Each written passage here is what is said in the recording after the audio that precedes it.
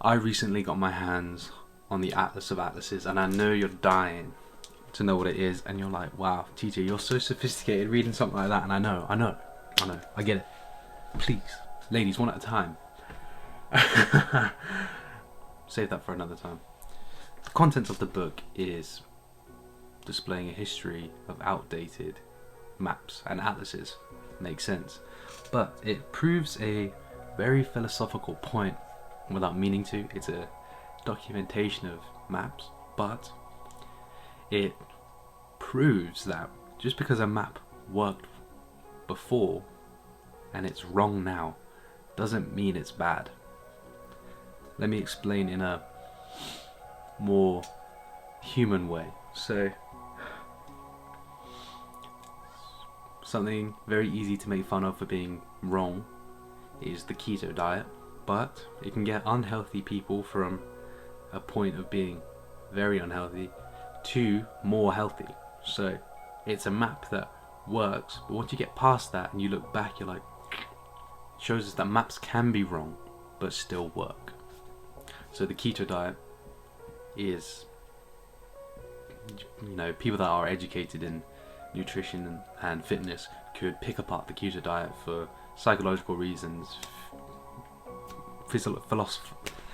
psychological reasons, nutritional reasons, all these other reasons that just make it an awful choice. But as far as a map for getting someone super unhealthy to relatively unhealthy or too healthy, it works.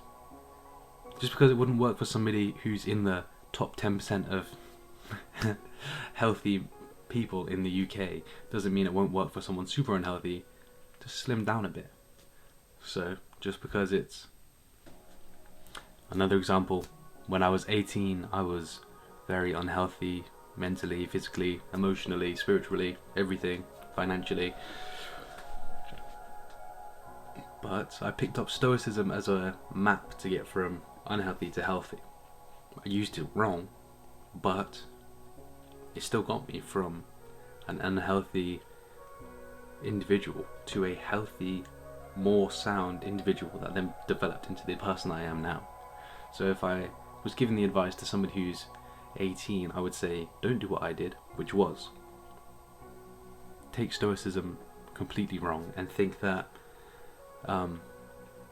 being stoic meant you have no emotions, so you don't care what food you eat because it's just fuel anyway, and you won't remember what you've eaten in a year. That's not a good way to it's not a good relationship with food if you just think everything is fuel and you're just throwing back dry chicken and rice 3 meals a day.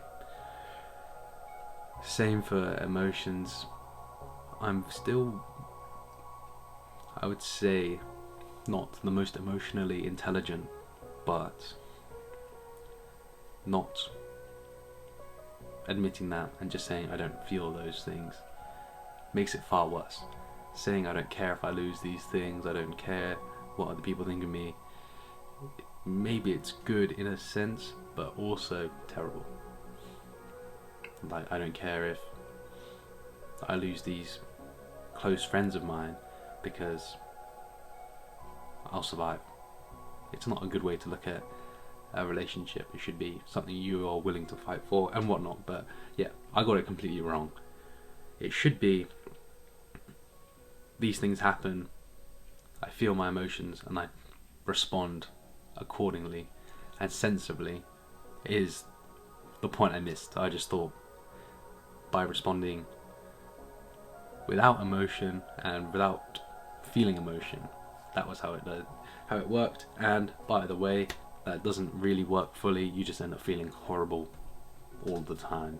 So I am technically closer to my goals and healthier, and as you can see from the stacks of books and the other one there, that is from the floor, by the way, that goes up to there. If I didn't take that route of Stoicism where I was reading Marcus Aurelius and Seneca and that pushed me into that direction, I might not have gotten to where I am now with these books and making this channel. Excuse that. So although I used a very, very bad map because it had so many bad side effects and all these other costs that taking a healthier route and a healthier map would not have. It still got me from borderline insane because I was just doing sporadic 18-year-old stuff to a sensible, more rounded person at the end. But in the middle there was a very dark period where I was not showing emotion or trying not to, and was probably just actually showing sadness. Even if in the process I've now become more emotionally, financially, spiritually in tune, I would not recommend that anyone do that. It's not a good path, it's not a good map, that is not a recommendation. One last example and then I'll let it go.